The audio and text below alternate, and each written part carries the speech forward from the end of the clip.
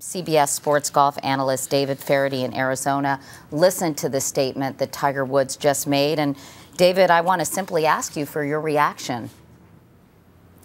Well, Katie, very few people have spent as much time around Tiger Woods as I have on the golf course and occasionally off. I have to tell you that I still don't know him particularly well, but I've never seen him appear so vulnerable.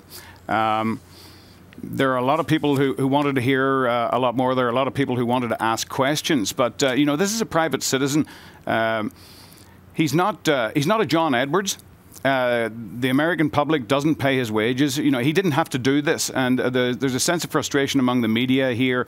You know, they didn't get to ask, you know, those questions. But I was very impressed with what he said. He's always been fiercely protective of his family.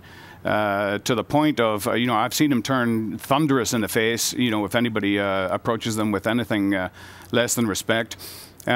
He said also that everyone has reason to be critical. Not everyone. You know, we're not perfect.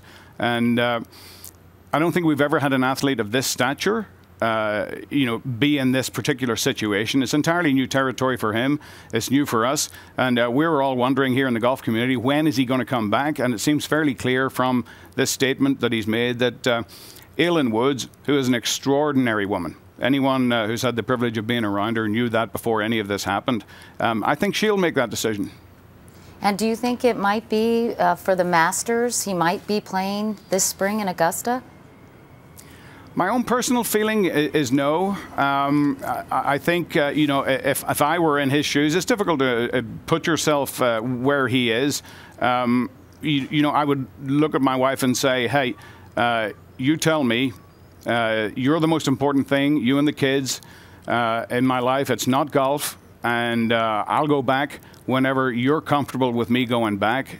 And I suspect it'll take a little longer than that. So you're giving me the impression, David, that you think he and his wife, Aileen, will in fact reconcile?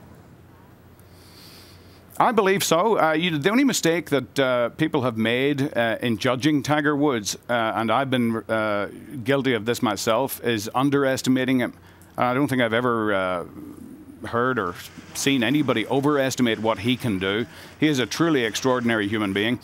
And even though, you know, he's quite clearly severely flawed in at least one area, I've always said that he'll do something a great deal more important with his life than just playing golf.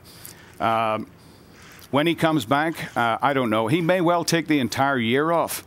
That would not surprise me. It wouldn't surprise me at all. We in the golf community, despite what, you know, people have said and what people have read, you know, we just want him back. It's been a tremendous privilege to have covered golf in the Tiger Woods era. He is a creature unlike any other. Anybody who wins an event that Tiger Woods has been in the field has done something truly special. There's never been a player like him.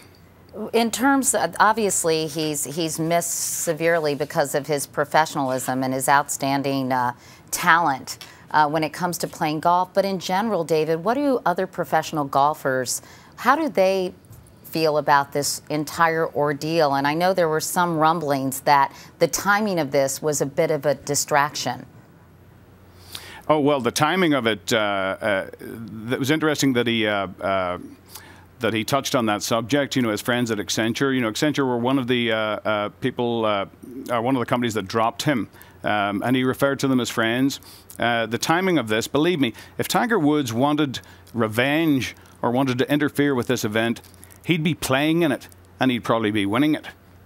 That's the way he would do it. You know, this is just, you know, he felt it was the right time. He had a week off from his therapy. He spent some time with his kids. And this is Friday. If he really wanted to interfere with this tournament and the rating number that it does, the all-important number, he would do it on a Sunday afternoon. No, this is, Tiger Woods wrote that himself. Those were his words. And I think that's very important. It's the first time that we've seen him make himself vulnerable in that way, and it gives us an indication that, you know, maybe he'll come back and we'll get to know Tiger Woods a little better. The force field that's been around him for the last 13 years has been impenetrable. Maybe we'll get a look in. And what about other professional golfers, David? What are they saying about this?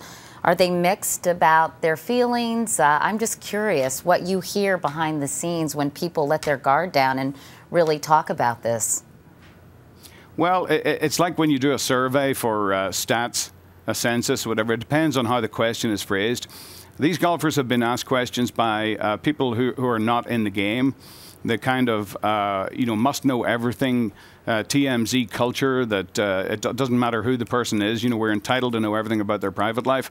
So you'll hear some answers that seem out of character. I can tell you that the vast majority of players out here just want their Tiger Woods back. They understand what he's done for the game. They understand how much he means, not just to them personally, but to the game of golf, and the increase in purse money, the extraordinary interest in golf that has been, since he's been around.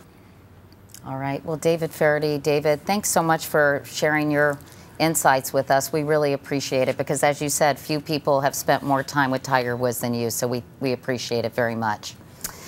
There will be more about the Tiger Woods story on your local news on this CBS station, on cbsnews.com and cbssports.com, and of course tonight on the CBS Evening News. Until then, I'm Katie Couric, CBS News, New York.